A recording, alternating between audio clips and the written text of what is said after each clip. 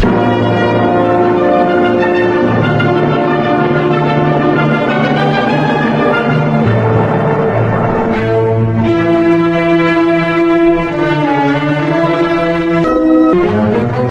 semuanya, apa kabar? Pastinya kabar baik, bukan? Bersama saya Romeo Dir Junior di channel yang spesial membahas tentang video-video apologet Kristen dan video-video kesaksian Kristen yang berasal dari sumber-sumber data yang terpercaya dan valid. Video ini bertujuan hanya ingin mengedukasi penonton tentang apa yang dibahas sesuai judul video. Ya, saudara sekalian, untuk lebih jelasnya silakan menonton video berikut ini sampai selesai sehingga Anda bisa paham dan mengerti apa yang dibahas. Jangan lupa tinggalkan pendapat Anda di kolom komentar. Selamat menonton. Terima kasih. God bless you. I need you to listen to me very carefully right now, because what I'm about to tell you shouldn't be possible. I died 3 years ago. Not in the way you're thinking. My heart didn't stop, my lungs didn't fail. But I stood in front of my father with a Bible in my hands, and I watched his face twist into something inhuman. Something demonic. He pulled the knife from his belt, the same knife he used to slaughter goats during Eid, and he placed the blade against my throat. Cold. Sharp. So sharp I felt my skin split before he even pressed down. "You will renounce this Jesus," he whispered, his breath hot against my face, smelling like cardamom and rage.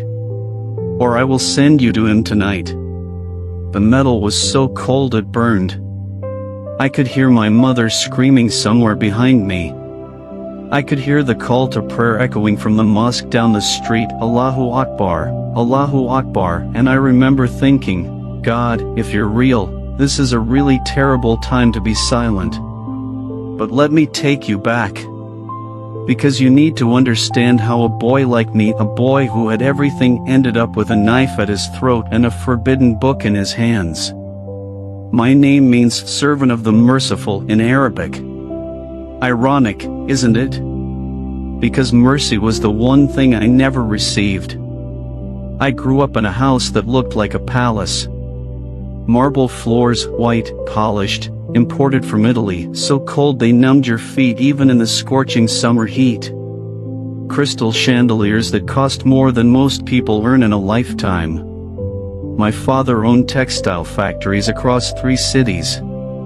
We had drivers, maids, cooks, security guards who stood at our gates with rifles. I wore designer clothes from Dubai. I had the newest phone, the fastest laptop, anything I wanted. My friends envied me. Teachers praised me. Imams at the mosque would pat my head and say, "MashaAllah, this boy will be a great leader for Islam one day." But here's what they couldn't see: I was suffocating. Every morning at 5 a.m., my father would bang on my door for far prayer. Not a gentle knock. A pounding. Like the door itself had offended him. "Get up. Allah is watching."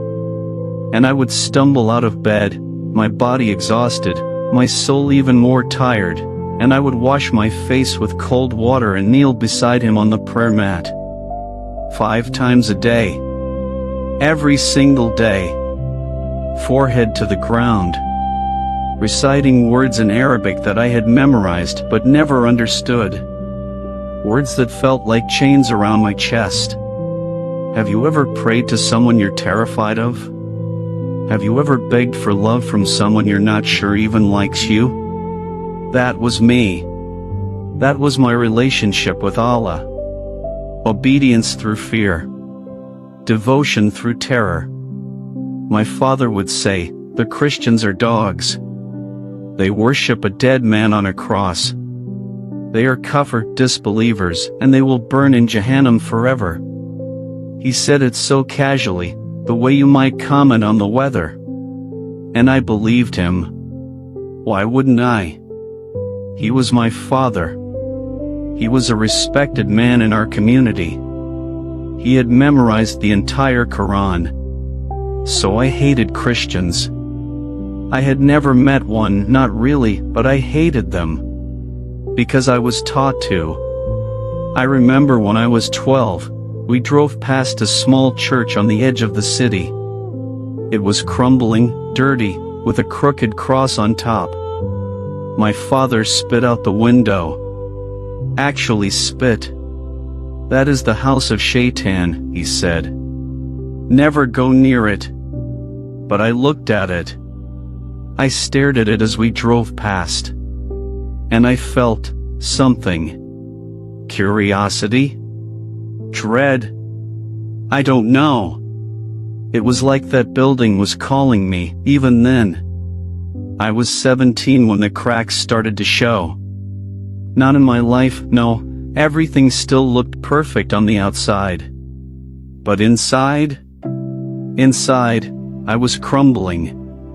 I would lie awake at night, staring at the ceiling, feeling this crushing weight on my chest. I would ask myself questions I wasn't allowed to ask. Why does Allah feel so far away? Why do I feel more afraid than loved? Why does this faith feel like a prison? And then one night, one stupid, reckless, life-changing night, I did something unforgivable. I Googled it. I typed the words into my phone, my hands shaking, my door locked, my heart pounding so loud I thought my father would hear it through the walls. I searched, why do Christians believe in Jesus? And that search, that one moment of curiosity, set my entire world on fire. The internet is a dangerous place when you're searching for truth in a home built on lies. I stayed up until 3 a.m. that night, the blue light from my phone burning my eyes, my thumb scrolling and scrolling through websites I knew could get me killed. I read testimonies of former Muslims. I watched videos muted, with headphones, my door locked, a chair wedged under the handle. I read about Jesus. Not the ISA from the Quran, the watered-down prophet who never claimed divinity, but the real Jesus. The one who said, I am the way, the truth, and the life. Those words hit me like a punch to the stomach. Not I will show you the way. Not I know a way. I am the way. I had never heard anyone speak like that. Not the imams. Not the scholars. Not even Allah in the Quran. It was absolute. It was authoritative. It was terrifying and beautiful at the same time. But I didn't tell anyone. Are you insane?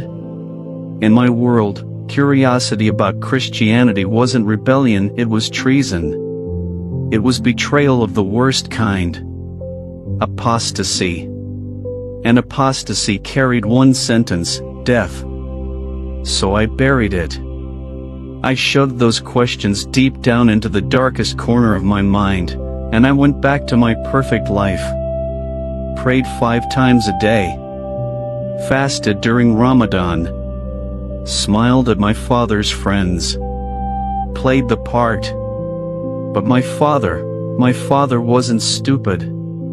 Let me tell you about my father. Because you need to understand the kind of man he was. His name was Ahmad. In public, he was respected, charismatic even. He donated to the mosque. He fed the poor during Ramadan. He quoted the Quran at business meetings and everyone nodded like he was some kind of spiritual giant. People kissed his hand. They called him Haji because he had been to Mecca 3 times. But at home, he was a tyrant. His eyes were black. Not brown, black. Like 2 pieces of coal pressed into his skull. When he looked at you, he didn't see a person. He saw property. He saw an extension of his reputation, his honor, his legacy. And if you threaten that legacy, God help you. I watched him beat my mother once. I was 9 years old. She had overcooked the rice, something small, something stupid, and he grabbed her by the hair and slammed her face into the kitchen counter. I heard her nose break. I heard her scream. And when I tried to run to her, he pointed at me with one finger, and that finger might as well have been a loaded gun. Go to your room, he said. Calm. Cold. This is between a man and his wife. I obeyed. Because that's what you did. You obeyed. And my mother? The next day, she wore makeup to cover the bruises and told the neighbors she had slipped in the bathroom. That's how it worked. You protected the image. You hid the rot. Have you ever lived with someone you were terrified of? Someone who controlled every breath you took, every word you spoke? Then you know what I'm talking about. And if you don't, thank God. Because it's a special kind of hell. It was a Friday afternoon Jummah prayer day when everything fell apart. I came home from the mosque with my father. The Imam had given a sermon about the dangers of Western influence, about how Muslims needed to protect their children from the poison of Christian missionaries and secular ideas. My father had nodded along, stroking his beard, murmuring Alhamdulillah under his breath. We walked into the house. My mother was cooking in the kitchen. I could smell lamb biryani, saffron, fried onions. My little sister was doing homework in the living room. Everything seemed normal.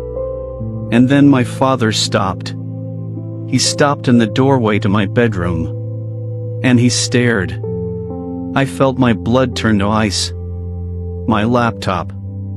I had left my laptop open.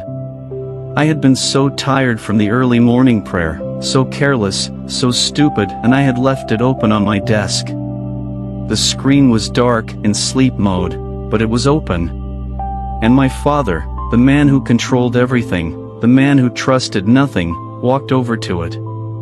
Baba, I started. Be quiet, he said. He touched the keyboard. The screen lit up. And there it was. A YouTube video I had watched the night before. Paused. Frozen. The title in bold letters across the screen. Muslim Imam encounters Jesus and leaves Islam. The room went silent. Not the peaceful kind of silence. The kind of silence that comes before an explosion. Before an earthquake. The kind that makes your ears ring. My father's hand began to shake. Just slightly. Just enough for me to notice. What, he said slowly, his voice barely above a whisper, is this? Baba, I can explain. What is this? He roared at this time. His hand slammed down on the desk so hard the lamp fell over. My mother came running. My sister screamed. I couldn't speak. My throat had closed. My tongue felt like sand. He grabbed my laptop and hurled it across the room. It shattered against the wall, glass and plastic exploding like shrapnel. My mother was crying now, pulling at his arm, begging him to calm down. He shoved her away. Then he turned to me. And I saw it. I saw the exact moment his face changed. The exact moment my father looked at me and stopped seeing his son. He saw an enemy. A traitor. A disease that needed to be cut out. You have been watching Christian lies, he said. Not a question. A statement. An accusation. A verdict. No, Baba, I was just curious. Curious? He laughed. It was the worst sound I've ever heard. High-pitched. Manic. You were curious about the people who want to destroy Islam? You were curious about the kafir? I'm not leaving Islam. I shouted. I don't know why I shouted. Maybe because I was terrified. Maybe because I was lying. I was just trying to understand them so I could debate them, so I could. The slap came so fast I didn't see it. I just felt the explosion of pain across my face, the ringing in my ear, the taste of blood in my mouth. "You will never touch another device in this house," my father said. His voice was calm again. Deadly calm. "You will go to the mosque every single day. You will memorize Surah Al-Baqarah in 1 month. And if I ever catch you looking at Christian filth again..." He didn't finish the sentence. He didn't have to. He left the room. My mother scrambled after him, still crying, still begging. And I stood there, my cheek throbbing, my laptop in pieces on the floor, and I realized something. I wasn't his son anymore. I was his problem. That night, I heard them arguing. My parents. Through the walls of my bedroom, I could hear every word. "He is just a boy," my mother sobbed. "He is confused, he didn't mean." "He is poison," my father said. "If the community finds out, we are finished." Finished. Do you understand? Our name, our business, our honor, everything will be destroyed because of him. "So what do you want to do?" my mother whispered. There was a long pause. "I will fix this," my father said. "I will send him to Pakistan. To the madrasa. They will beat this Western sickness out of him." My blood ran cold. A madrasa. An Islamic boarding school in Pakistan. I had heard the stories. Boys sent there came back different. Broken. Hollow. Some didn't come back at all. And that's when I knew my father didn't love me. He never had. I was just another possession. Another piece of his empire. And when a possession became defective, you threw it away. They say that drowning doesn't look like drowning. That people don't thrash and scream the way they do in movies. They just sink. Quietly. Desperately. While everyone around them goes on with their day, completely unaware. That's what the next 3 weeks felt like. I was drowning. And nobody could see it. My father didn't speak to me after that night. Not one word.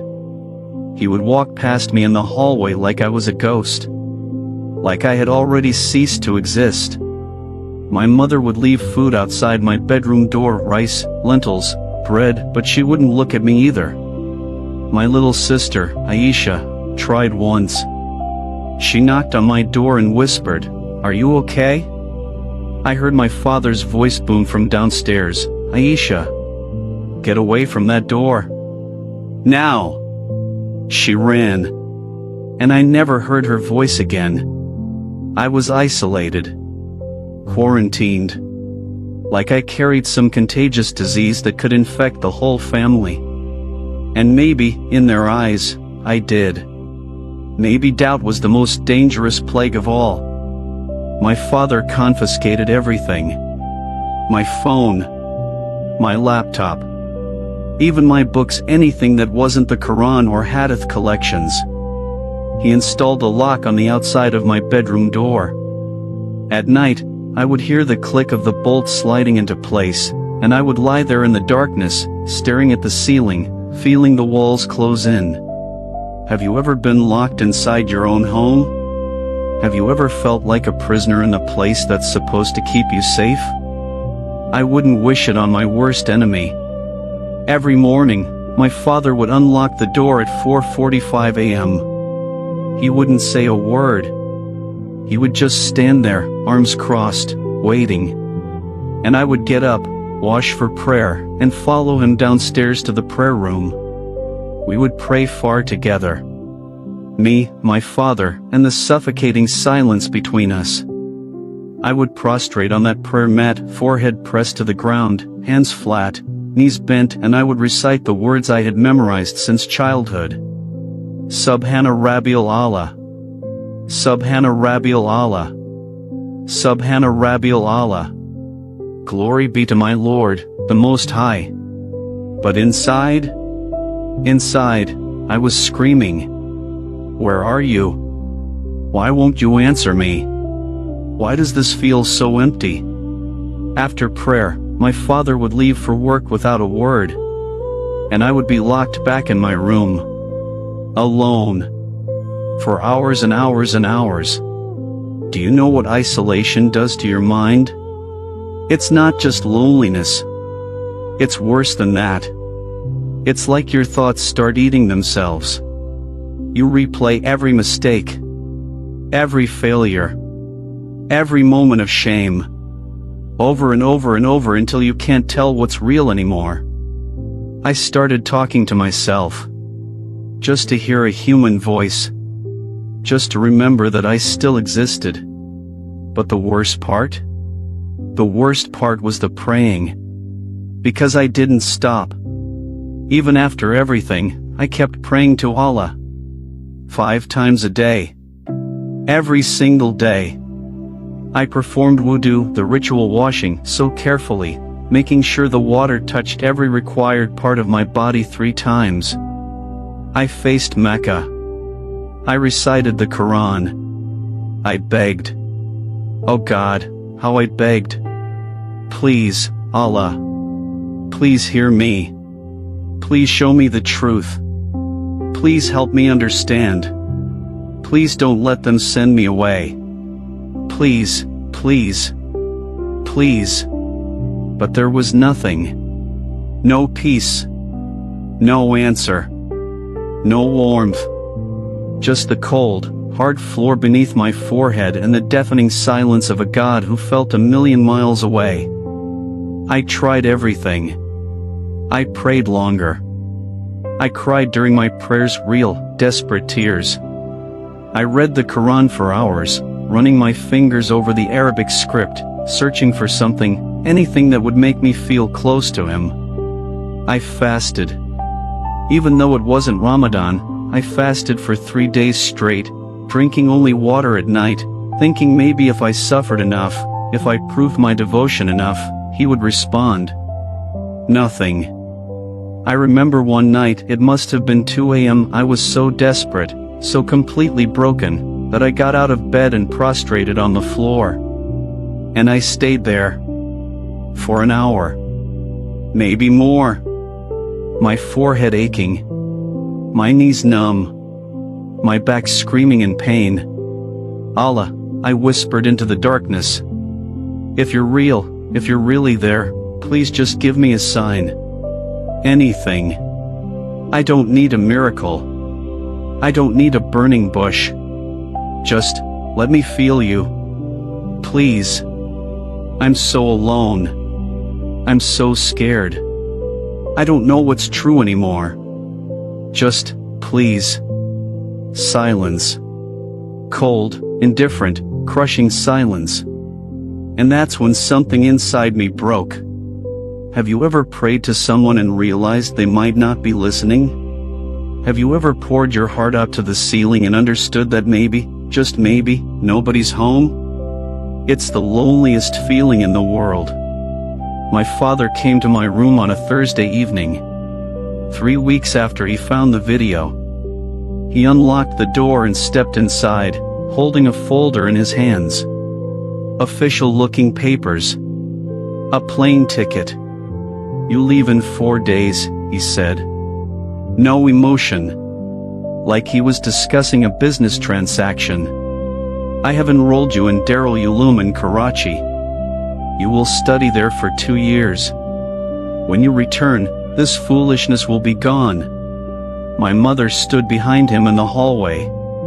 She was crying. Silently. Her hand over her mouth. Baba, please, I started. There is nothing to discuss, he said. You brought this on yourself. You disrespected this family. You disrespected Islam. Now you will learn what it means to be a true Muslim. He dropped the folder on my bed and left. The lock clicked behind him. I opened the folder with shaking hands. Plane ticket. Visa. Enrollment papers for the madrasa. And at the bottom, a printed schedule. 5 a.m., Far prayer 5:30 a.m., Quran memorization 7 a.m., breakfast 8 a.m., Arabic grammar 10 a.m., Hadith study 12 p.m., Dur prayer 1 p.m., lunch 2 p.m., Islamic jurisprudence 4 p.m., ASR prayer 5 p.m., Quran recitation 7 p.m., Maghrib prayer 8 p.m., dinner 9 p.m., Isha prayer 10 p.m., lights out. Every single hour. Planned. Controlled. Monitored. And at the top of the page, written in red pen, discipline through submission. Purity through obedience. I felt vomit rise in my throat. This wasn't education. This was reprogramming. This was erasure. They were going to take whatever was left of me and destroy it. That night, I did something I swore I would never do. I knelt beside my bed, not facing Mecca this time, just facing the darkness, and I prayed to the God I didn't know.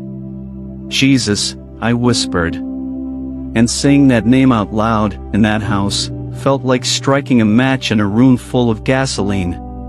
Dangerous. Forbidden. Explosive. Jesus, if you're real, if you're really who those videos said you were, I need you. Because I've prayed to Allah my whole life and He doesn't hear me. I've followed every rule, every ritual, every command, and I feel nothing. Just emptiness. Just fear. My voice broke. Tears streamed down my face. I don't even know if you're listening. I don't know if this is stupid or crazy or if I'm going to hell for even saying your name. But I have nothing left. They're going to send me away. They're going to break me. And I don't know if I'm strong enough to survive it. I took a shaky breath. So if you're there, if you can hear me, please, show me. I'm not asking for proof. I'm not asking for a miracle. I just need to know that someone hears me. That I'm not alone. That I'm not crazy for thinking there's something more than this. I waited. 5 seconds. 10. 20. And then, nothing. I laughed. A bitter, broken sound. Of course there was nothing. Why would Jesus listen to me? Why would the God of my enemies care about a Muslim boy locked in his bedroom, waiting to be shipped off to a prison disguised as a school? I climbed into bed, pulled the thin blanket over my body, closed my eyes, and I gave up. If any God was real, He clearly didn't care about me. I had 4 days left. 4 days until they erased me. 4 days until the boy I was ceased to exist. But here's the thing about God, the real God, not the distant, angry deity I had been taught to fear. He doesn't wait for permission. He doesn't need an invitation. And He was already preparing to answer my prayer in a way I could never have imagined. I just didn't know it yet. I didn't sleep that night. How could I? 4 days. That's all I had left. 4 days before they put me on a plane to a place where questioning was beaten out of you, where doubt was met with fists and sticks and isolation cells. 4 days before I became a ghost. I lay in bed, staring at the ceiling, watching the shadows shift as car headlights passed on the street below. My mind was racing, 1,000 thoughts crashing into each other like waves in a storm. What if I ran away?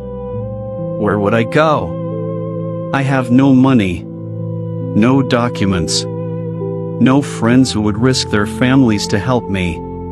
What if I just did what they wanted? Went to the madrasa, played along, pretended, came back in 2 years a good Muslim boy and lived the rest of my life as a lie. What if I? No. I couldn't think that. But the thought came anyway, dark and seductive and terrifying. What if I just ended it? What if death was easier than this? I squeezed my eyes shut, trying to force the thought away. But it lingered. It coiled around my mind like smoke, and I hated myself for even considering it. God, I whispered into the darkness. Not Allah. Not Jesus. Just God. Whoever was out there. Whoever was listening. If you exist, I need help. Please. The next morning, Friday, my father left early for Jummah prayer at the Grand Mosque across the city. He always went there on Fridays. It was where the important men gathered, where business deals were made after the sermon, where reputations were built. My mother went with him. She had started accompanying him everywhere, probably because he didn't trust her alone with me. Afraid she might show me mercy. Afraid she might be weak. My little sister went to her Quran class. And for the first time in 3 weeks, I was alone in the house. Unlocked. My father had been careless. Or maybe he thought I was already broken enough that I wouldn't dare disobey. Either way, when I tested my bedroom door that morning, it opened. My heart nearly exploded out of my chest. I stood in the doorway, breathing hard, half expecting my father to appear out of nowhere and drag me back inside. But the house was silent. Empty. The clock on the wall ticked. Sunlight streamed through the windows. I was alone. And I had maybe 2 hours before they returned. I don't know what I was looking for. I just knew I needed to do something. Find something. Anything that would give me answers, give me hope, give me a reason not to give up. I walked through the house like a stranger. It felt wrong being out of my room. Like I was trespassing in my own home. I went to the kitchen first. Made myself tea black chai with cardamom, the way my mother made it. My hands were shaking so badly I spilled half of it. When was the last time I had eaten a real meal? I couldn't remember. I grabbed a piece of naan from the counter, stuffed it in my mouth. It tasted like sand. Then I heard it. A voice. Faint. Coming from upstairs. From my father's study. I froze. No. Everyone left. I'm alone. I saw them leave. But the voice continued. Low. Rhythmic. I crept toward the stairs, my heart hammering, and that's when I realized it wasn't a person. It was a radio. My father's old radio in his study. He must have left it on. And it was speaking English. I climbed the stairs slowly, every creak of the wood making me flinch. My father's study was forbidden territory. I had never been inside without him. Even my mother rarely entered. It was his sanctuary. His domain. Floor-to-ceiling bookshelves filled with Islamic texts, Quran commentaries, hadith collections, books on Sharia law. His massive desk made of dark mahogany. A leather chair that creaked when he sat in it. And on the shelf behind his desk, the radio. Old. Dusty. Crackling with static. But the voice coming through was clear. And Jesus said, "Come to me, all who are weary and burdened, and I will give you rest." I stopped breathing. It was a Christian broadcast. Somehow, impossibly, my father's radio, set to skin channels, had landed on a Christian station. The voice continued, gentle, warm, nothing like the harsh, commanding voices of the imams I had grown up hearing. Maybe you're listening today and you feel like you're drowning. Like you're alone. Like God has forgotten you. But I want you to know something, He hasn't. He sees you. He hears you. And He loves you more than you could ever imagine.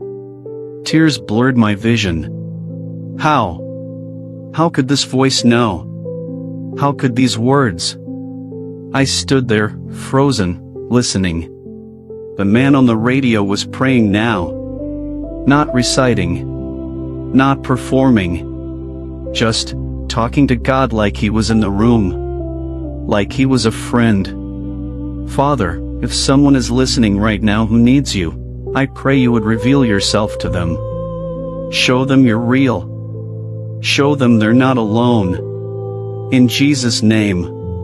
The broadcast crackled and cut to static. I lunged forward, frantically twisting the dial, trying to find the station again. But it was gone. Lost in the sea of Arabic news channels and Quran recitations. No, no, no, please, I whispered, my fingers trembling on the dial. That's when I saw it. Behind the radio. Tucked between two thick volumes of tafsir commentary. A spine. Leather. Worn. And on it, in faded gold letters. Holy Bible. My entire body went cold. A Bible. In my father's study. The man who spit at churches, who called Christians dogs, who beat his son for watching a YouTube video, had a Bible in his study. I pulled it out with shaking hands. It was old. The leather was cracked, the pages yellowed and thin. And when I opened it, I saw handwriting in the margins. Notes. In my father's handwriting. My father had been reading this. My father, the man who quoted the Quran at every opportunity, who prayed 5 times a day without fail, who sent money to jihadist groups in Syria, had been studying the Bible. Why? When? How long? My mind was reeling. Nothing made sense. Was this some kind of test? A trap? Had he planted it here to see if I would take the bait? But no. The dust on the shelf. The way it was hidden. The notes in the margins, questions, underlines, cross-references to Quranic verses. This was real. This was his secret. And now it was mine. I should have put it back. I should have run back to my room, locked myself in, and pretended I never saw it. But I didn't. I sat down in my father's leather chair, the one I was never allowed to touch, and I opened the Bible to a random page. The Gospel of John. Chapter 14. And I started reading. Let not your heart be troubled, ye believe in God, believe also in me. In my Father's house are many mansions, if it were not so, I would have told you. I go to prepare a place for you. The words washed over me like water. Like cool water on burned skin. I am the way, the truth, and the life. No man cometh unto the Father, but by me. There it was again. That claim. The one that had hooked me weeks ago. Not a way. Not a truth. The way. The truth. The life. I kept reading. Flipping pages. Devouring words like a starving man at a feast. Matthew 11 verse 28, Come unto me, all ye that labor and are heavy laden, and I will give you rest. The same verse from the radio. It was like the words were following me. Like they were meant for me. Psalm 34 verse 18, The Lord is nigh unto them that are of a broken heart, and saveth such as be of a contrite spirit. Broken heart. That was me. Shattered. Crushed. Ground into dust. And then I found it. The verse that stopped me cold. That made me realize I wasn't reading a book, I was being read.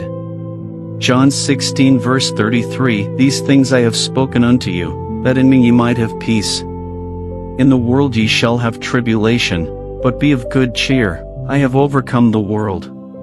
Peace. When was the last time I felt peace? When was the last time I wasn't afraid, wasn't performing, Wasn't trying to earn love I would never receive. Never. The answer was never. But this Jesus, this man I had been taught to reject, to hate, to fear, was offering it. Not as a reward for perfect obedience. Not as a prize at the end of a lifetime of ritual. As a gift. Come unto me, and I will give you rest. I don't know how long I sat there.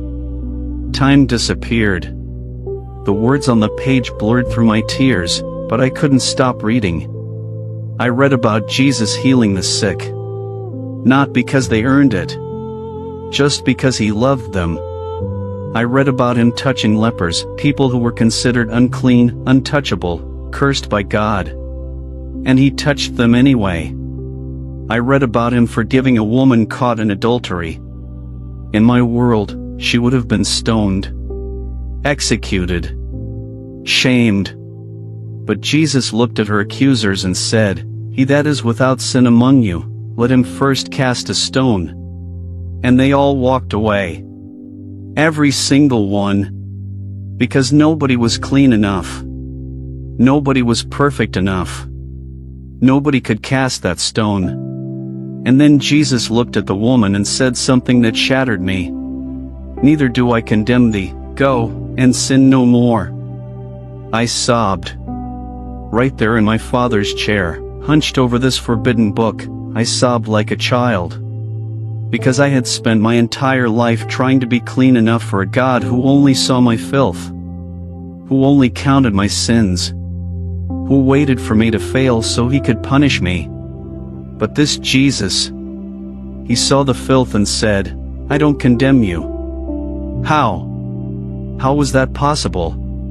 How could a holy God look at broken, sinful, dirty people and not condemn them? And then I read it. John 3 verses 16 to 17. The most famous verse in the Bible. The one even I had heard referenced in mockery. For God so loved the world, that he gave his only begotten Son, that whosoever believeth in him should not perish, but have everlasting life. For God sent not his Son into the world to condemn the world, but that the world through him might be saved. God loved the world. Not just the righteous. Not just the perfect. Not just the ones who memorized scripture and prayed 5 times a day and followed every rule. The world. And that included me. The boy locked in his room. The boy being sent away to be broken and rebuilt. The boy who doubted, who questioned, who failed every single day to be good enough. Me. I heard the car pull into the driveway. Panic exploded in my chest. I looked at the clock. How was it already noon? They were back. My father was home. I shoved the Bible back into its hiding place, my hands clumsy with fear. Did I put it back right? Would he notice? Would he see the tears on his desk, the way the chair was moved? I ran. Down the stairs. Back to my room. I closed the door just as I heard the front door open. My father's voice, "Check on him." Footsteps. Coming up the stairs. Coming toward my room. I dove onto my bed, grabbed a Quran from my nightstand, opened it randomly, and pretended to read.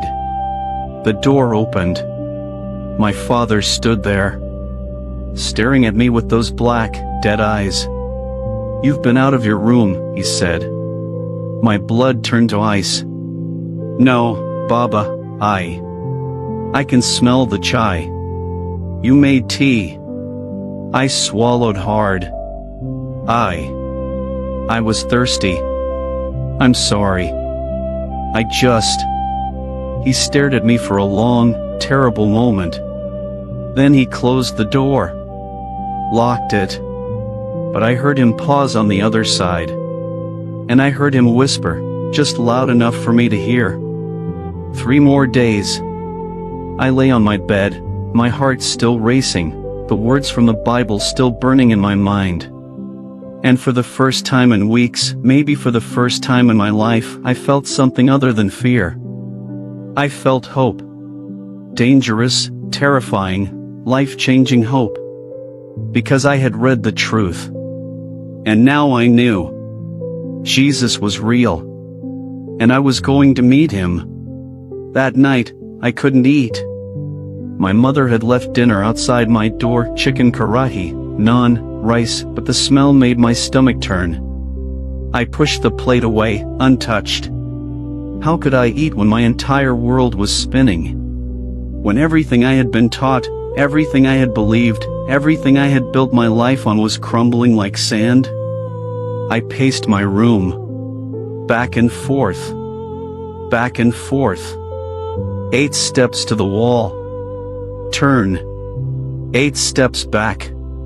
The Bible verses ran through my head on repeat, like a song I couldn't stop humming. Come unto me, all ye that labor and are heavy laden, and I will give you rest. For God so loved the world. I am the way, the truth, and the life. 3 more days.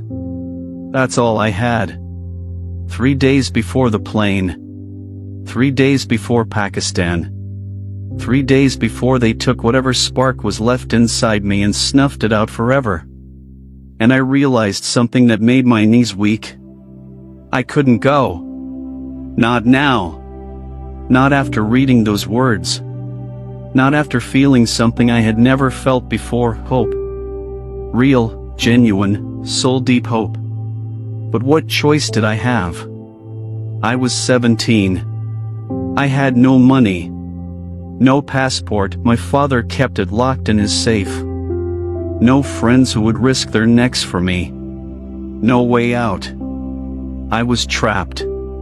At midnight, when the house had gone silent, when I could hear my father snoring through the walls, I did something that would have gotten me killed if anyone had seen. I knelt beside my bed, not facing Mecca this time, but facing the window, where I could see the stars scattered across the black sky like diamonds, and I prayed. But not to Allah. Jesus, I whispered, my voice barely audible even to myself. I don't know how to do this. I don't know the right words. I've never prayed to you before. I don't even know if I'm allowed to. But I read your words today, and they felt true. More true than anything I've ever heard. My throat tightened. Tears slipped down my cheeks. I'm so tired. I'm so tired of being afraid. I'm tired of trying to earn love I'll never deserve. I'm tired of praying to a God who doesn't answer. I'm tired of feeling like I'm drowning. I took a shaky breath. If you're real, and I think you are, I hope you are, then I need you to show me. I need to know this isn't just in my head. I need to know I'm not crazy. Because in 3 days, they're going to take me away, and I don't think I'll survive it. I don't think I'll come back. I pressed my forehead to the floor, just like I had done in Islamic prayer my entire life, but this time it felt different. This time I wasn't performing. I wasn't reciting memorized words. I was just broken. Desperate. Real. Please, I whispered. If you can hear me, help me. Save me. I don't care what it costs. I don't care what I have to lose. I need you to be real. Silence. The same silence I had heard 1,000 times before when I prayed to Allah. I waited. 5 seconds. 10. 20. Nothing. I climbed into bed, pulled the blanket over my head, and closed my eyes. And I felt the last thread of hope begin to fray. I don't know when I fell asleep, but I remember the moment everything changed. 1 second, I was lying in my bed, in my dark room, with the weight of despair crushing my chest. The next second, I was somewhere else. I was standing. Not in my room. Not in my house. I was standing in a field. Endless. Golden. wheat or barley or something that glowed in the light of a sun I couldn't see. The sky above me was impossibly blue, not the polluted gray-brown sky of my city, but a blue so pure, so vibrant, it almost hurt to look at. And it was silent. Not the oppressive silence of isolation, but a peaceful silence. The kind of silence that feels full instead of empty. I looked down at my hands. They were trembling. I touched my face, it was wet. Had I been crying? I couldn't remember. Where am I? I whispered. And then I heard it. A voice. Behind me. Turn around. It wasn't loud. It didn't echo. But it filled every inch of space, every corner of my mind, every fiber of my being. It was the kind of voice you don't just hear with your ears, you feel it. In your chest. In your bones. In your soul. I turned around. And I saw him. Listen to me very carefully. Because I need you to understand something. I have spent the last 3 years trying to describe this moment.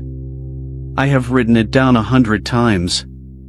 I have told this story to dozens of people. And every single time, the words fall short. Because how do you describe the sun to someone who's been blind their whole life? How do you explain color to someone who's only ever seen gray? But I'll try. He was standing maybe 10 feet away from me. A man. Dressed in white, not the stark, sterile white of hospital walls, but a white that seemed to glow from within. Like light given form. His robe moved in a breeze I couldn't feel, and I realized the light wasn't coming from the sky. It was coming from him. His face. God, his face. I can't tell you what he looked like. Not because I don't remember, but because my mind can't hold it. It's like trying to stare directly at the sun, your brain just refuses. But I remember his eyes. Dark. Deep. Ancient. Eyes that had seen everything, every sin, every shame, every secret I had ever buried. And when he looked at me, I felt naked. Exposed. Every wall I had ever built, every mask I had ever worn, every lie I had ever told, it all dissolved. He saw me. The real me. And I was terrified. I fell to my knees. Not because I decided to. Not because I was trying to be respectful. But because my legs just gave out. Like gravity had tripled. I'm sorry, I gasped.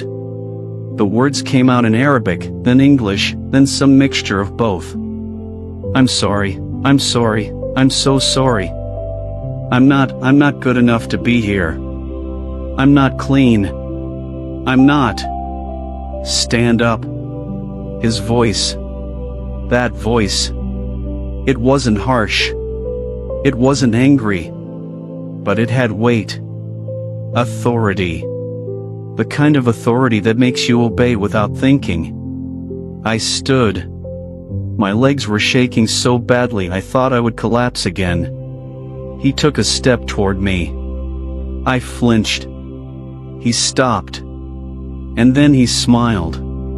Have you ever had someone smile at you and felt like they just reached into your chest and wrapped their hands around your heart? That's what it felt like.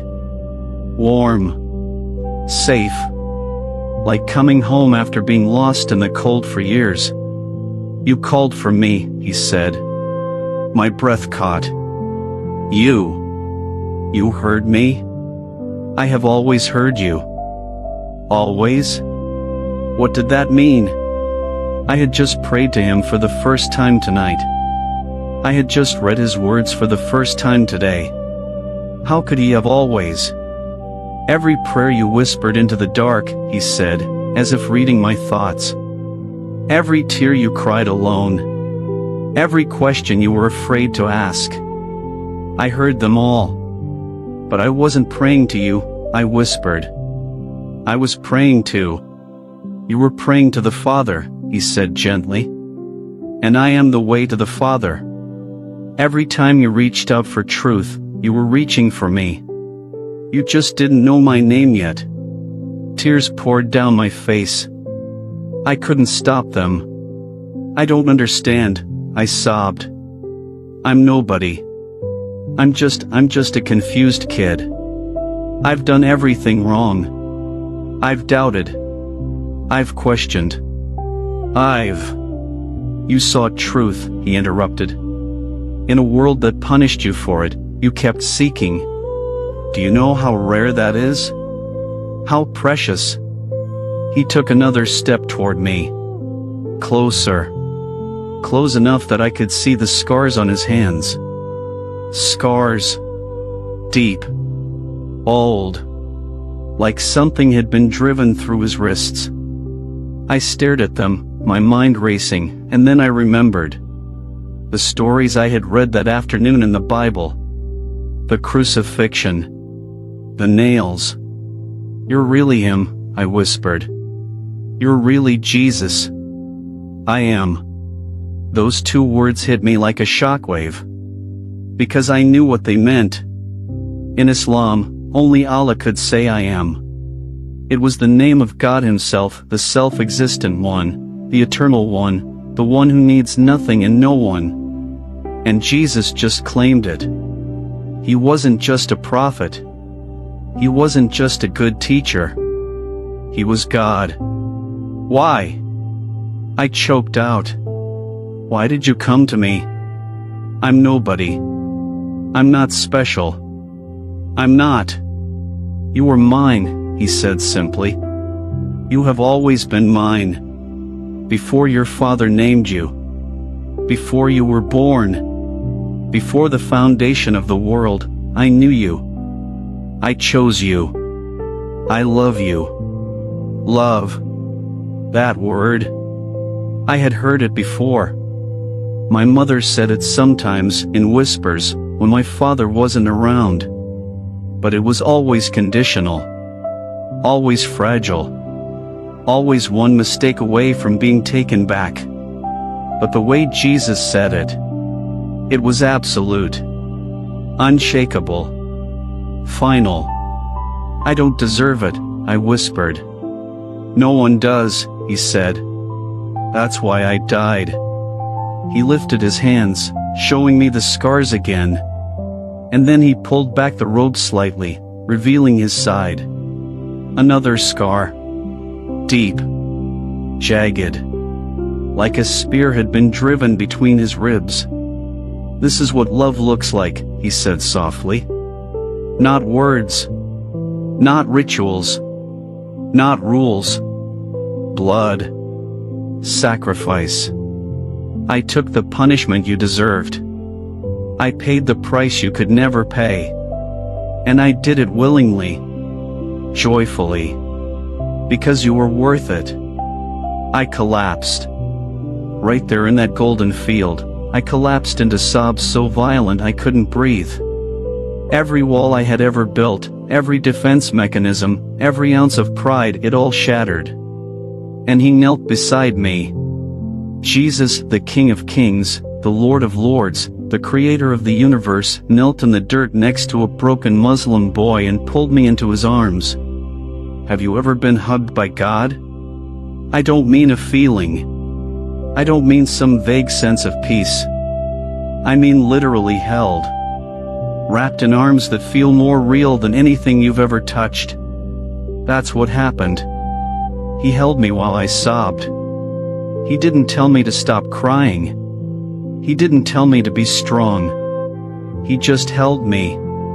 And I felt things I had never felt before. Safe. Loved. Known. Accepted. Whole. I don't want to go back, I whispered into his chest. Please. Don't make me go back. They're going to break me. They're going to. I am with you, he said.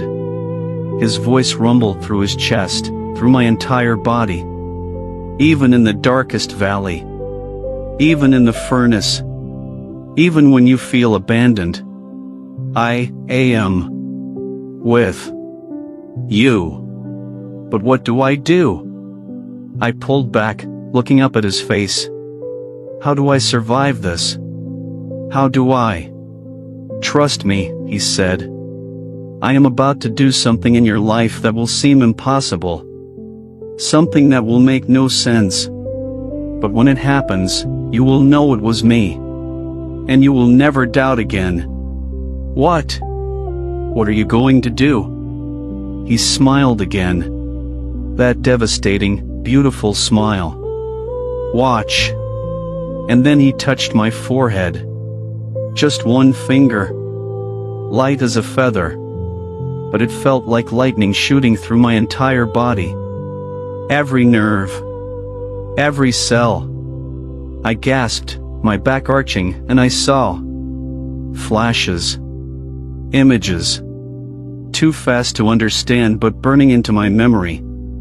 A room. Fire. My father's face twisted in rage. A Bible in flames. And then light. Blinding light. A figure in white standing between me and my father. The images vanished. What was that? I gasped. A promise, Jesus said. I will not leave you. I will not forsake you. And I will make a way where there seems to be no way. But how? Do you trust me? I hesitated. Because trust was the hardest thing I had ever been asked to give. Trust had been beaten out of me. Manipulated. Weaponized. But I looked into his eyes, those impossibly deep, impossibly kind eyes, and I knew. This was different. Yes, I whispered. I trust you. Then go back, he said. And remember, I am with you. Always. Wait. But the field was already fading. The light was dimming. His face was disappearing into brightness, and I was falling. I woke up in my bed, gasping, drenched in sweat, my heart pounding like I had just run a marathon. The room was dark. The house was silent. The clock on my wall read 3:17 a.m. It was a dream. Just a dream. But my face was wet with tears. And when I looked down at my hands, there, on my right palm, was a mark.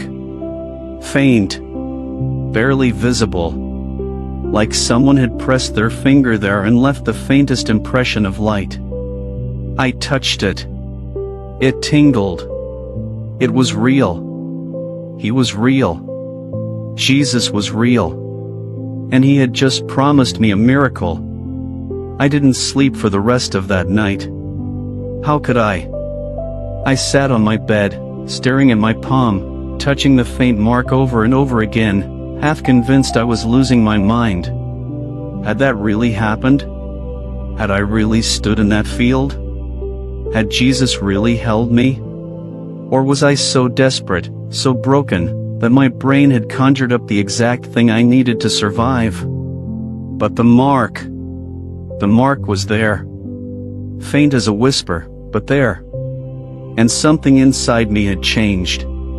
Some fundamental shift in my soul that I couldn't explain. The crushing weight that had been sitting on my chest for weeks, it was lighter. Not gone, but lighter. For the first time since my father found that video, I felt like I could breathe. The next 2 days passed in a blur of tension. My father barely spoke to me. He would unlock my door for prayers, stand over me while I performed them, then lock me back in. My mother wouldn't look at me. My sister had become a ghost. I could hear her crying in her room at night, but she never came to my door again. I was already dead to them. Already erased. They were just waiting for the plane to take away the evidence. But I wasn't afraid anymore. I should have been. I should have been terrified. But every time the fear started to creep back in, I would close my eyes and remember his face. his voice, his promise. I am about to do something in your life that will seem impossible. I didn't know what that meant, but I believed it. And that belief, that tiny seed of faith planted in my chest, was the only thing keeping me from falling apart. The night before my flight, my last night in that house, my last night as the person I used to be, my father called a family meeting. He unlocked my door at 8 p.m. "Downstairs," he said. "Now." I followed him down to the living room. My mother was there, sitting on the sofa, her hands folded in her lap, her eyes red and swollen. My sister sat beside her, staring at the floor. And standing by the fireplace, holding a briefcase, was Uncle Rashid, my father's older brother. A judge. A scholar. A man even my father respected. "Sit," my father commanded. I sat in the chair across from them. 5 pairs of eyes staring at me like I was on trial. Uncle Rashid opened his briefcase and pulled out a stack of papers. "Your father has asked me to come here tonight to witness your oath," he said. His voice was calm, authoritative, the voice of a man used to being obeyed. "Before you leave tomorrow, you will swear on the Quran that you renounce all interest in Christianity, that you affirm your faith in Islam, that you will submit to the teachings of the madrasa, and that you will return in 2 years as a faithful Muslim." He placed the papers on the coffee table in front of me. Then he pulled out a Quran, a beautiful, leather-bound copy with gold-embossed calligraphy, and set it beside the papers. "Place your hand on the Quran," Uncle Rashid said, "and repeat after me." I stared at the Quran, the book I had memorized passages from, the book I had kissed and touched to my forehead in reverence, the book that had been the center of my entire life. And I felt nothing. No reverence. No fear. No connection. It was just a book. "Place your hand on the Quran," Uncle Rashid repeated, his tone harder now. I looked up at my father.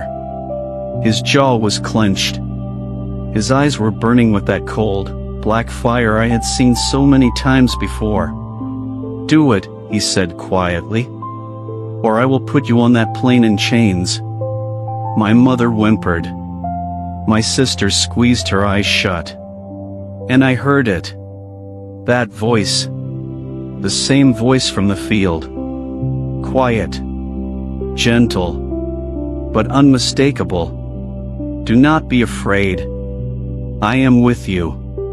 I took a deep breath. "No," I said. The room went silent. Uncle Rashid blinked. "What did you say?" I said no. My voice was shaking, but I forced the words out. "I won't swear on the Quran. I won't lie. I won't pretend anymore." My father stood up. Slowly. His hands clenched into fists at his sides.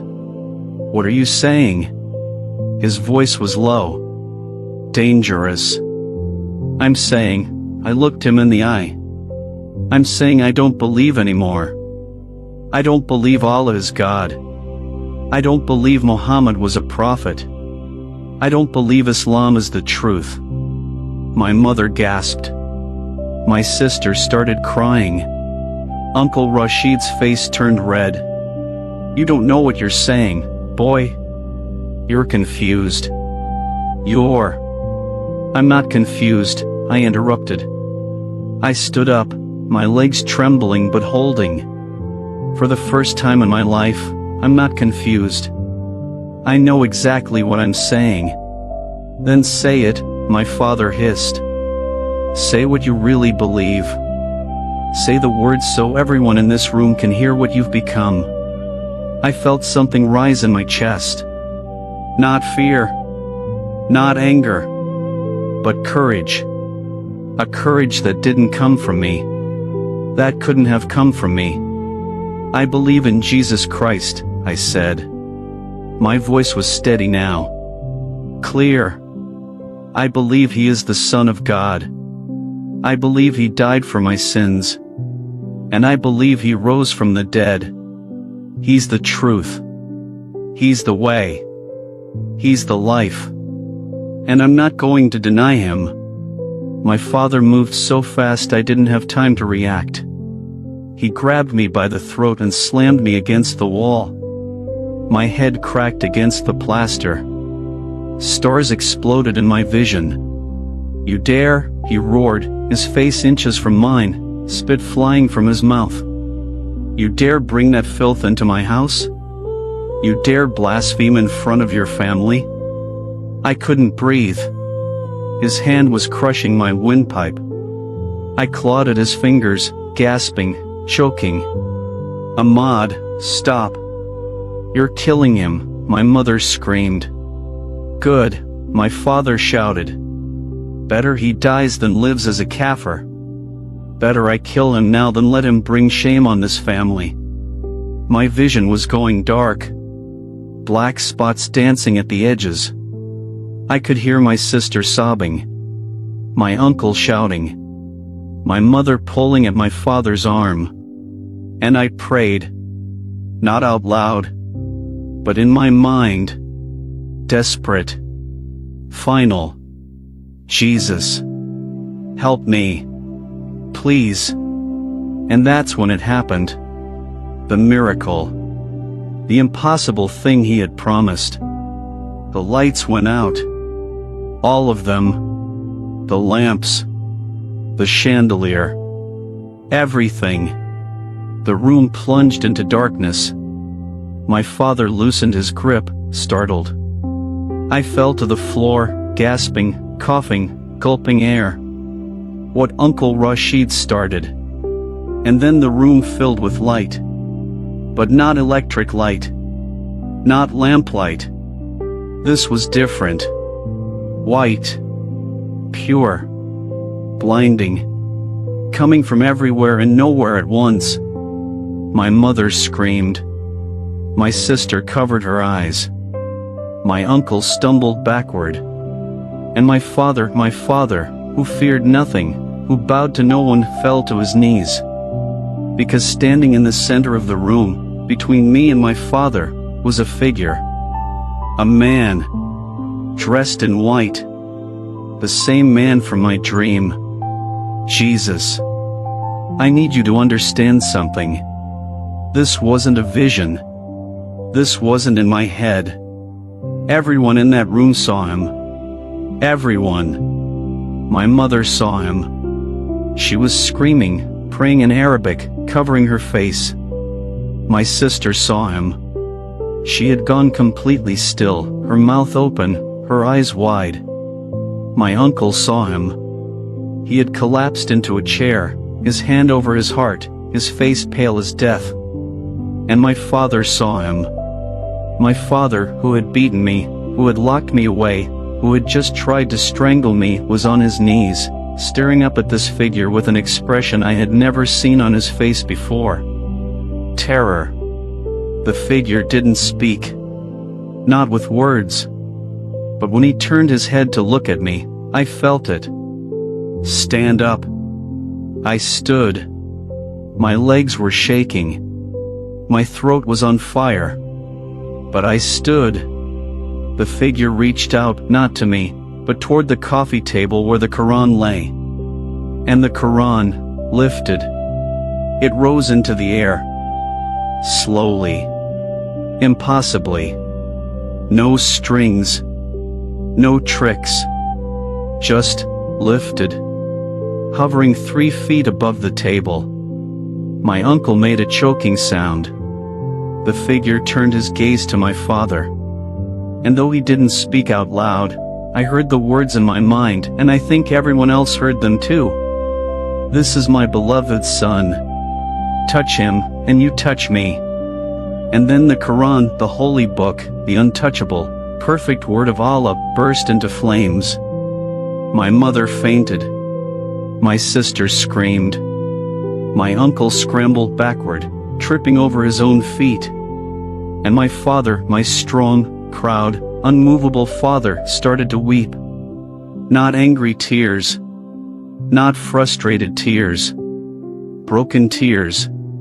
The Quran burned in midair, bright, hot flames that somehow didn't spread, didn't smoke, didn't char anything else in the room. Just consumed the book in seconds, until there was nothing left but ash. The ash floated to the ground. Gentle. Like snow. And the figure turned back to me one last time. He didn't smile. He didn't nod. But his eyes, those deep, infinite eyes, held mine for one heartbeat. Two. And I knew what he was saying. I told you. I promised you. I am with you. Always. Then the light faded. The figure disappeared. The electricity flickered back on. And we were left standing in a room that smelled like smoke and felt like the aftermath of an earthquake. No one spoke. No one moved. My father was still on his knees, staring at the pile of ash on the floor. Tears streaming down his face.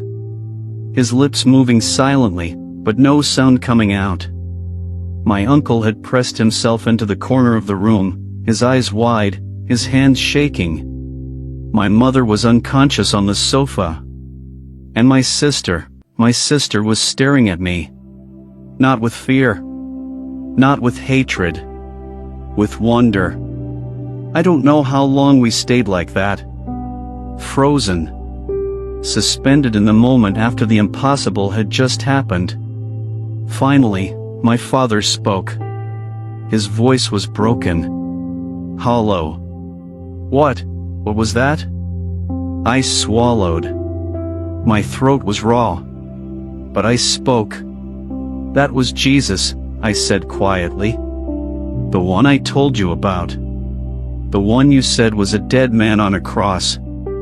He's alive. And he just saved my life. My father looked up at me. And for the first time in 17 years, I didn't see anger in his eyes. I saw fear. And something else. Doubt. His hands were still shaking as he stood up. He looked at the pile of ash on the floor. Then at me. Then at the ash again.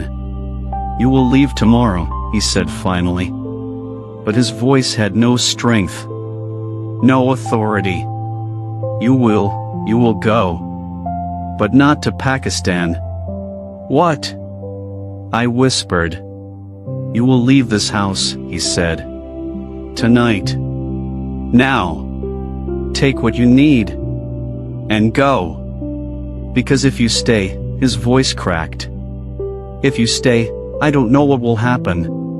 What else will happen? Just go. He turned and walked out of the room. Like a man in a trance. My uncle followed him. Silent. Shaken. And I stood there, in the center of that room, surrounded by the ash of a burned Quran, and I realized I was free. Jesus had kept his promise. He had made a way where there was no way. And now I had to walk through it. I had 30 minutes. That's what my father said when he came back into the room, his face ashen, his voice mechanical. 30 minutes. Take your clothes.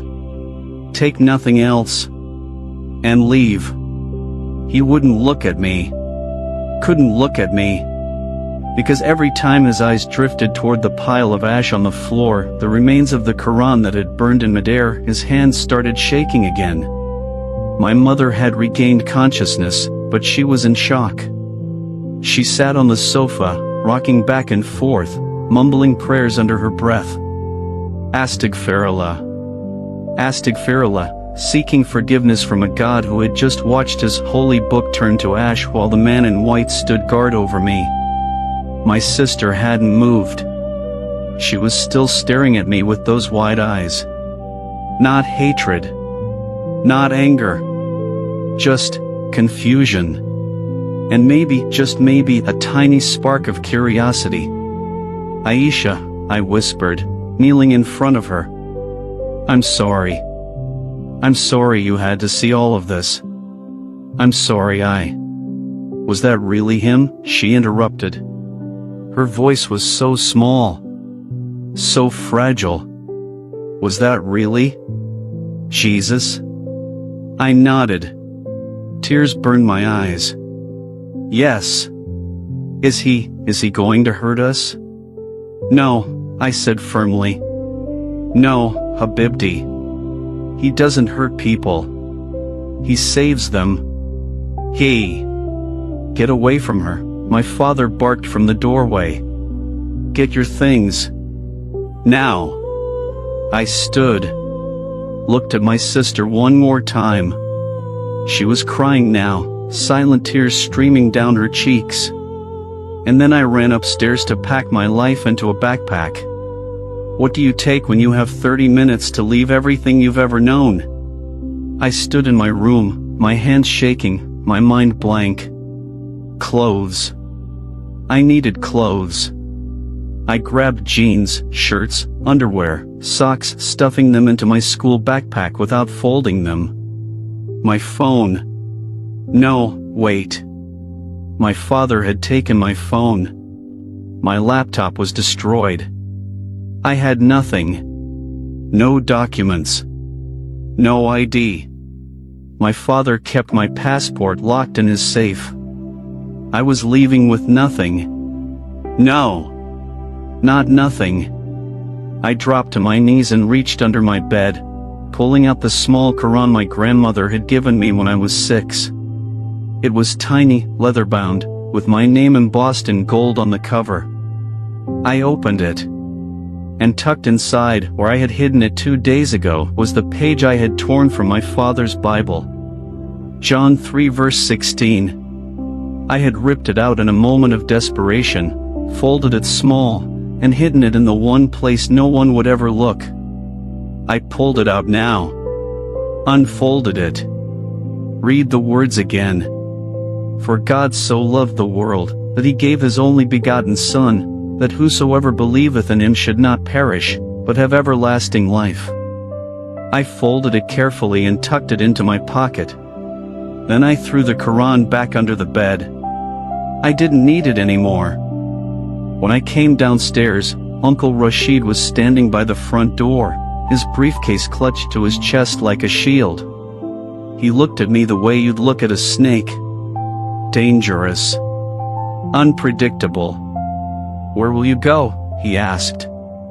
I don't know, I said honestly. You have no money. No documents. No friends who will risk associating with an apostate. He said the word like a curse. You'll be dead within a week. Then I'll be dead, I said. But I won't be a liar. He flinched. And I saw it in his eyes, he had seen the same thing everyone else had seen. The man in white. The burning Quran. The impossible made real. And it had shaken him. If you ever come back, he said quietly, they will kill you. The community. The imam. The men at the mosque. They will call it honor killing, and no one will stop them. Do you understand? I understand. Then you are a fool. He turned to my father. Ahmad, I want no part of this. What happened here tonight? I will never speak of it. And neither will you, if you're wise. He left. And then it was just me, my father, my mother, and my sister. My father walked to the front door and opened it. Cold night air rushed in. The street outside was dark, empty, silent. Go, he said. I looked at my mother. She was still rocking, still praying, her eyes distant and glassy. Ummi, I whispered. I love you. She didn't respond. Didn't even look at me. I turned to my sister. Aisha, Don't, my father snapped. Don't speak to her. You've done enough damage. Now go. I picked up my backpack. Slung it over my shoulder.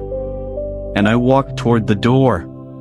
But as I passed my father, I stopped. Looked at him. Really looked at him. He was crying. Silently.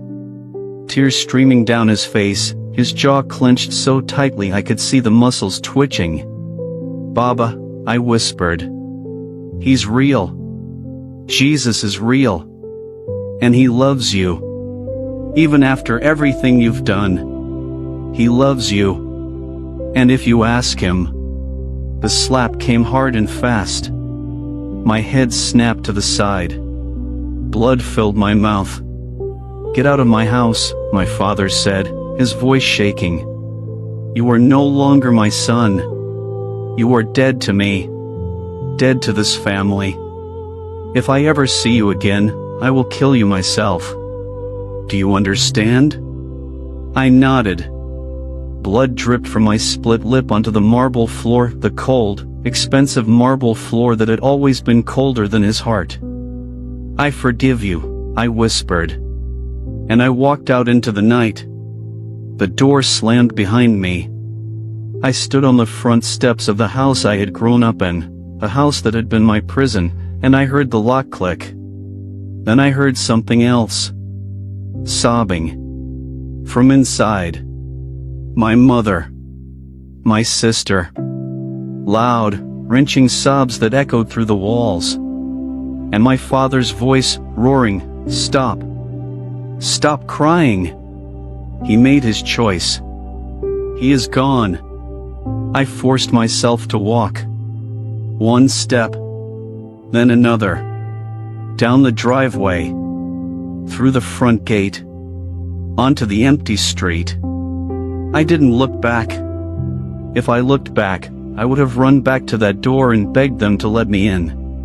Begged them to love me. Begged them to choose me. But I couldn't. Because I had chosen Jesus. And he had chosen me first. I walked for 3 hours that night.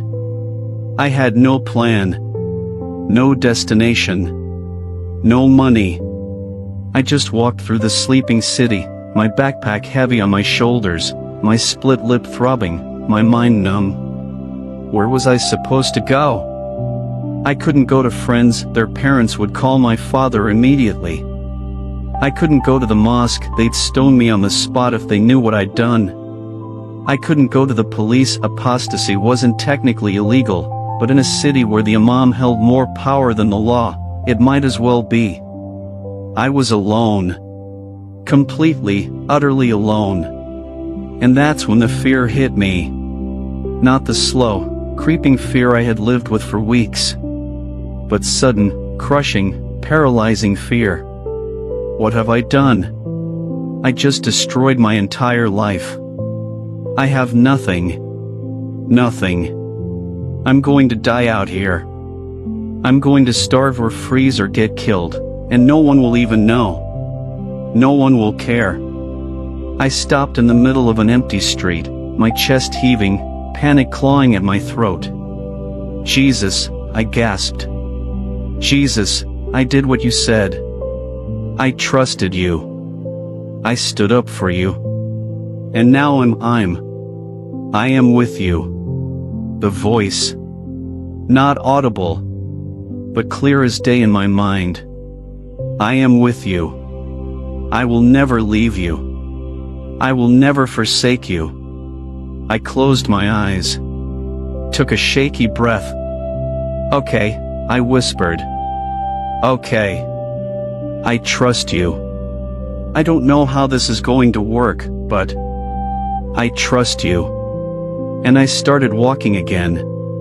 I ended up at a 24-hour bus station on the edge of the city.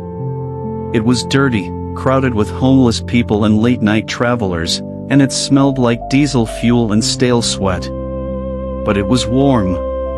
And it had benches.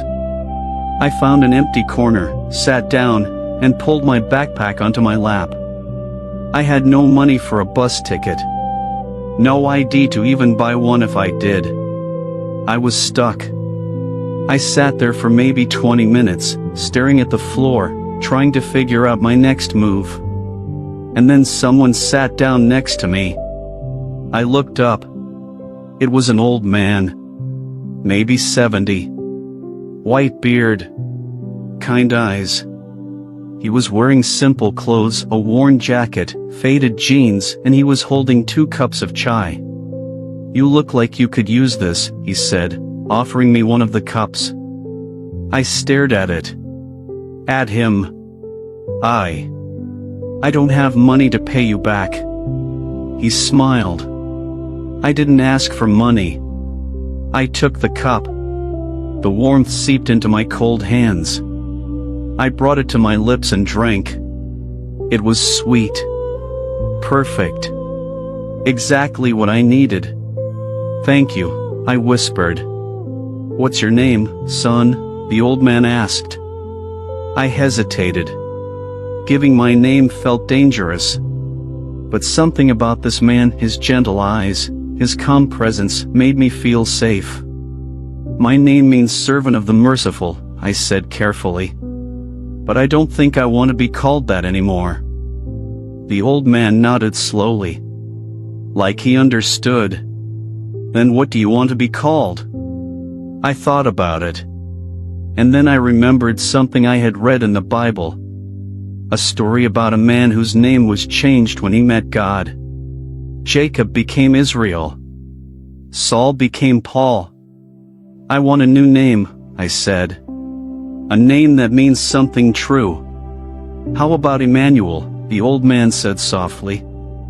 I looked at him sharply. "What did you say?" "Emmanuel. It means God with us." He smiled. "Seems fitting, don't you think?" My blood went cold. Not with fear. With awe. Because I had never told this man anything about what had happened. About Jesus. About the miracle. About any of it. "Who are you?" I whispered. The old man didn't answer directly. He just reached into his jacket and pulled out an envelope. He placed it in my hands. "There's a church on the north side of the city," he said. "Pastor Samuel. Give him this letter. He'll help you." "But how did you?" "Emmanuel," the old man said, looking directly into my eyes. "You are not alone. You were never alone.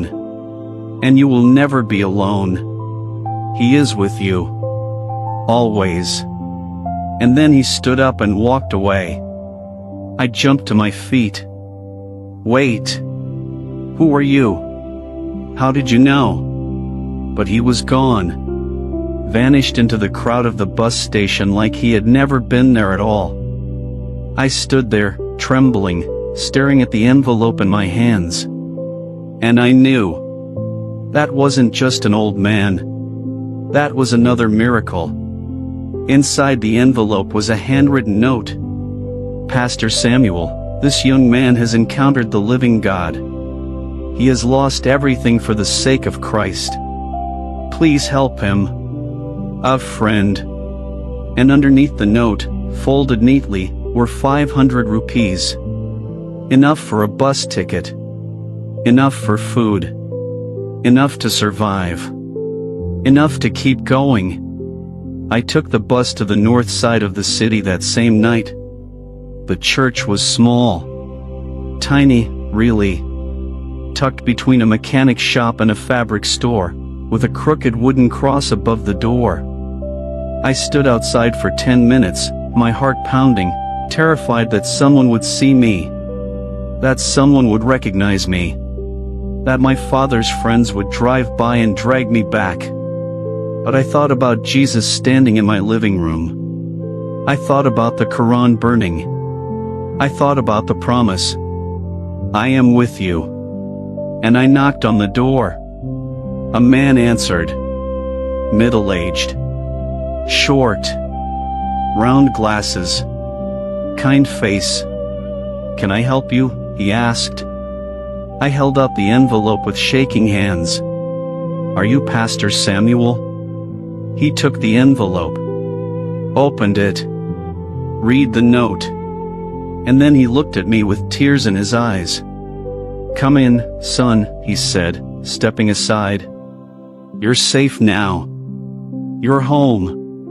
That night, my first night in Pastor Samuel's church, I slept on a thin mattress in a storage room that smelled like olden books and candle wax. And I slept better than I had in years. Not because the mattress was comfortable. Not because I felt safe, not completely, anyway. The fear was still there, lurking at the edges of my mind, whispering that my father would find me, that the community would hunt me down, that I had made the biggest mistake of my life.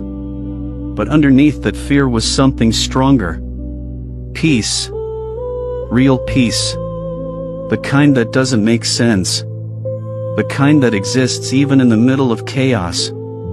The kind that Jesus promised when he said, "My peace I give unto you, not as the world giveth."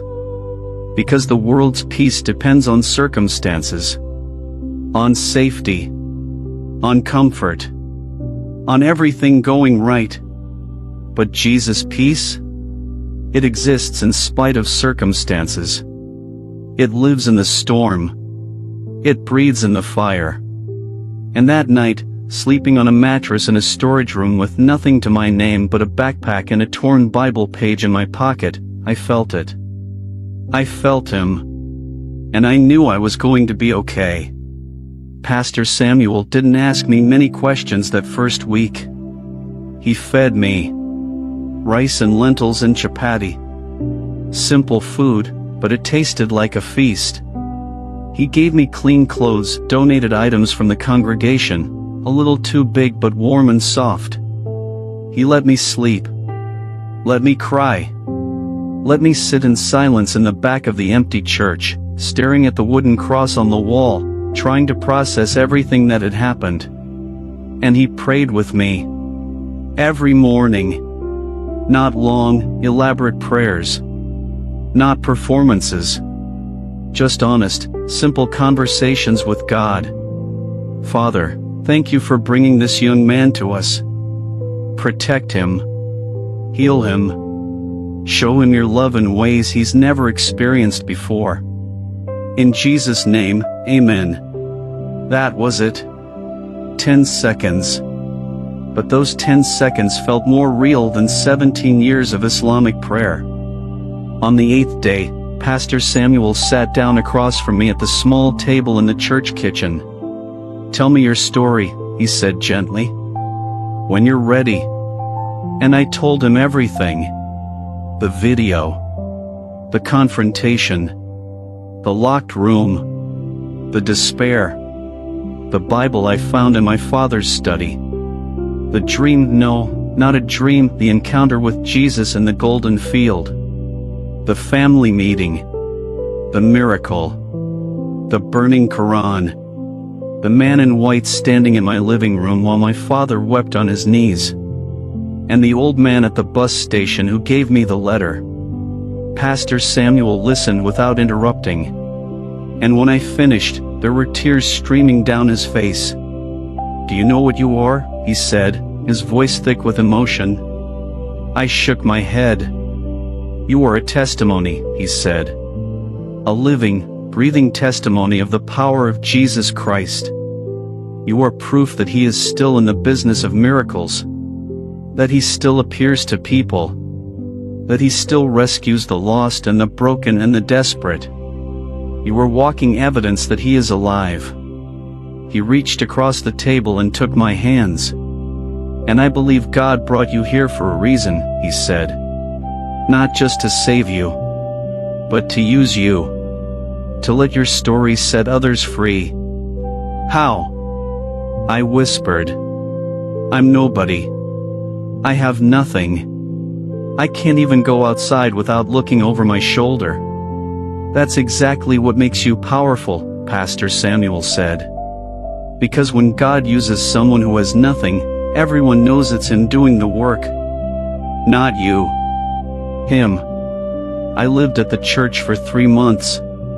Pastor Samuel helped me get new identity documents, not easy, but he had connections with a lawyer in the congregation who understood the danger I was in.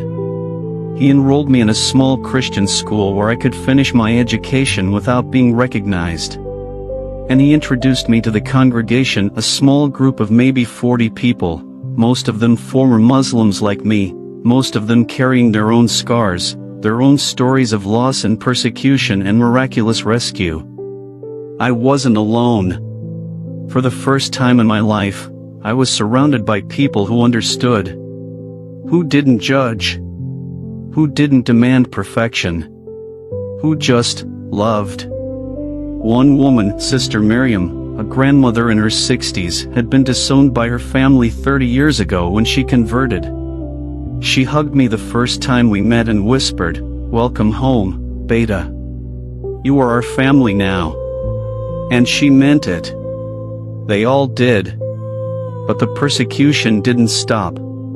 2 months after I arrived at the church, someone set fire to the building. We were all inside Sunday evening service when we smelled the smoke. Pastor Samuel rushed to the door and found the entrance blocked, flames licking up the wooden frame. "Back door! Everyone to the back door!" he shouted. We ran. 40 people crammed through the narrow back exit, coughing, choking on smoke, stumbling into the alley behind the church. We stood there in the cold night air, watching the front of the building burn, listening to the distant wail of sirens. I knew it was because of me. "I'm sorry," I sobbed, turning to Pastor Samuel. "This is my fault. They found me.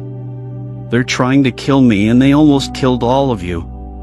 "Stop," Pastor Samuel said firmly. He grabbed my shoulders.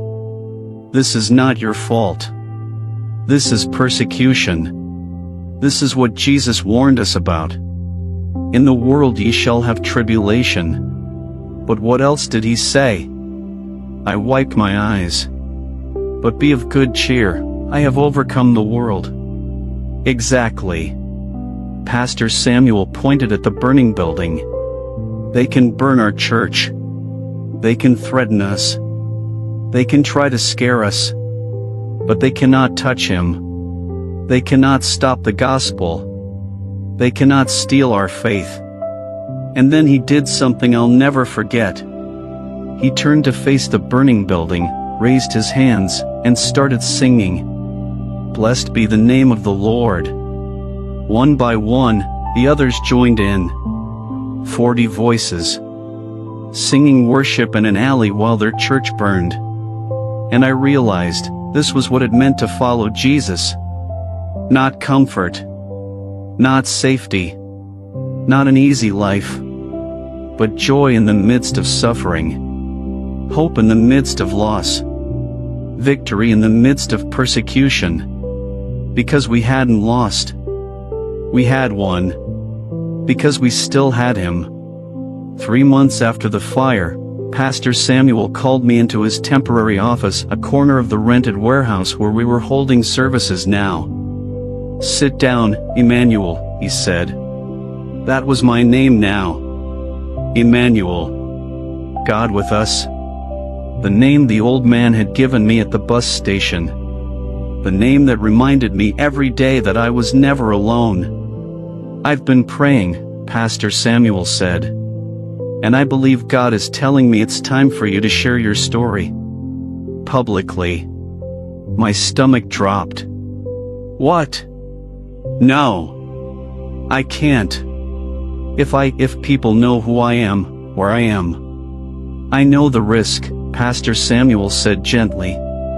"But I also know that there are thousands of people in this city, Muslims, Hindus, atheists, people who feel trapped just like you did, who need to hear that Jesus is real. That he still performs miracles. That he still rescues people. But I'm not a preacher. I don't know how to." "You don't need to preach," Pastor Samuel said. "You just need to tell the truth. Tell them what happened. Tell them what he did for you.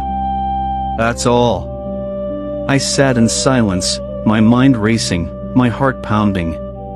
And then I heard it again. That voice. Quiet. "Sure. Do not be afraid. I am with you. I took a deep breath. Okay, I said. I'll do it. We recorded my testimony on a cheap camera in the warehouse. Just me. Sitting on a stool. Looking directly into the lens. Telling my story. The hatred I was raised with. The suffocating religion. The desperation. The Bible I found. The prayer I whispered in my locked room. The encounter with Jesus in the field. The miracle in my living room, the man in white, the burning Quran, my father on his knees. And the peace I found in the rubble of my old life. Pastor Samuel uploaded the video to YouTube with a simple title. Muslim boy raised to hate Christians, then a man in white visited his room. If one person finds Jesus through this, he said, it will be worth it. The video got 50 views in the first week. Then 500. Then 5,000. Then 50,000. Within 2 months, it had been viewed over 2 million times. And the messages started pouring in. I'm a Muslim girl in Saudi Arabia. I watched your video in secret. I've been praying to Jesus for the first time. Thank you for giving me hope. I'm an atheist. I thought Christians were delusional. But after watching your story, I can't deny it anymore. Something happened to you. Someone real intervened. I want to know this Jesus. I've been a Christian for 20 years, but I was losing my faith. Your testimony reminded me that He is alive. Thank you. Hundreds of messages. Then thousands. People from Pakistan, Iran, Indonesia, Egypt, Jordan. Secret believers. Seekers. Skeptics who couldn't explain away what had happened to me. And many of them prayed to receive Jesus after watching. Pastor Samuel was right. God hadn't just rescued me for my sake. He had rescued me so I could help rescue others. But listen to me carefully, because this is the most important part. I'm not special. I'm not some spiritual superhero. I'm not more righteous, more worthy, more deserving than anyone else. I was just a desperate kid who cried out to a God he barely knew, and that God answered. And He will answer you too. Maybe you're watching this right now and you're a Muslim. Maybe you've been taught your whole life that Jesus was just a prophet. That Christians are misguided. That the Bible has been corrupted. But deep down in that quiet place you don't let anyone see, you've been wondering, questioning, doubting whether Islam is really the truth. Listen to me, those doubts are not coming from Shaitan. They're coming from the Holy Spirit. God is calling you. Drawing you, inviting you to know Him not as a distant judge, but as a loving Father. Jesus said, I am the door, by me if any man enter in, he shall be saved. Not Muhammad. Not good works. Not 5 prayers a day. Jesus. Only Jesus. And if you ask Him, if you truly, genuinely call out to Him, He will answer you. He might not appear in your room the way He appeared in mine, but He will make Himself real to you. I promise. Maybe you're not a Muslim. Maybe you're an atheist. Or a Buddhist. Or a Hindu. Or just someone who's been hurt by religion and wants nothing to do with God. I get it. I understand. I was hurt too. I was crushed by a religion that promised peace but delivered only fear. But Jesus is different. He's not asking you to perform. He's not demanding you be perfect. He's not waiting for you to clean yourself up before you come to Him. He's saying, come as you are. Broken. Messy. Doubting. Angry. I don't care. Just come. And I will give you rest. That's not religion. That's relationship. That's love. Maybe you're already a Christian, but you're struggling. You're tired. You're questioning whether God is really there, whether He really cares, whether any of this is real. I want you to know, He is there. He does care. And it is real. I have stood face to face with Jesus Christ. I have felt His arms around me. I have watched Him perform the impossible in my life, not because I deserved it, but because He is faithful. And if He did it for me, a Muslim kid who had every reason to reject Him, He will do it for you. Don't give up. Don't walk away. Don't let the enemy convince you that you're too far gone, too broken, too sinful. You're not. Jesus specializes in lost causes, in broken people, in impossible situations. That's His specialty. So here's what I want you to do right now. I want you to pray with me. Out loud if you can. In your heart if you can't. It doesn't have to be fancy. It doesn't have to be perfect. Just honest. Repeat after me. Jesus, I don't know if you're real, but I want to know. I'm tired of being empty. I'm tired of being afraid. I'm tired of trying to save myself. If you're really who you say you are, if you really died for me, if you really rose from the dead, if you really love me, then I need you to show me. I'm done pretending. I'm done performing. I'm done trying to be good enough. I'm just broken. And I need you. Forgive me for my sins. All of them. Every lie, every betrayal, every failure. I can't carry them anymore. Come into my life. Make me new. Give me the peace and the hope and the love I've been searching for my whole life.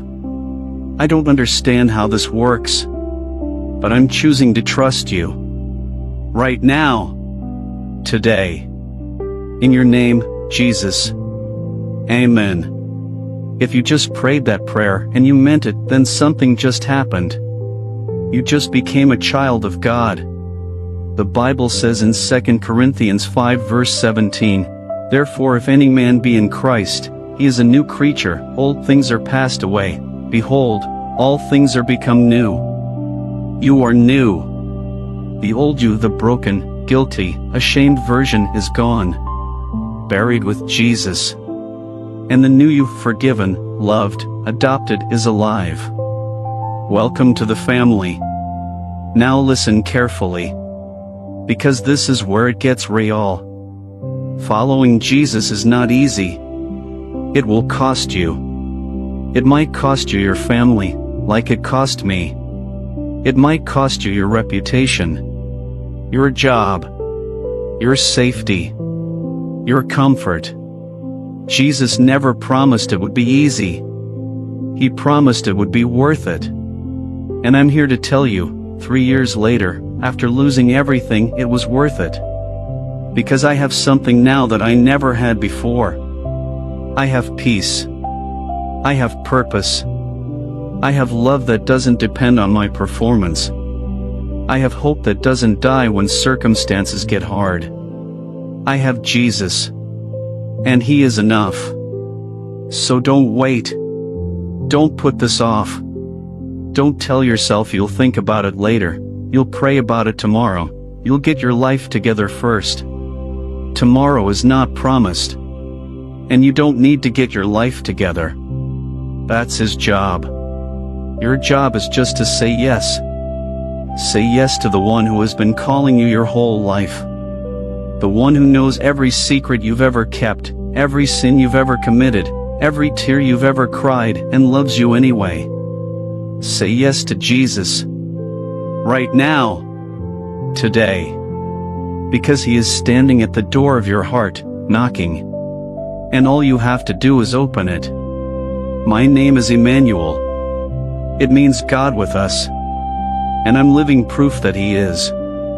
He was with me in the locked room. He was with me in the darkest moment of my life. He was with me when my father's hands were around my throat. He is with me now. And if you call on Him, He will be with you too. Always. Forever. No matter what. In Jesus' name. Amen.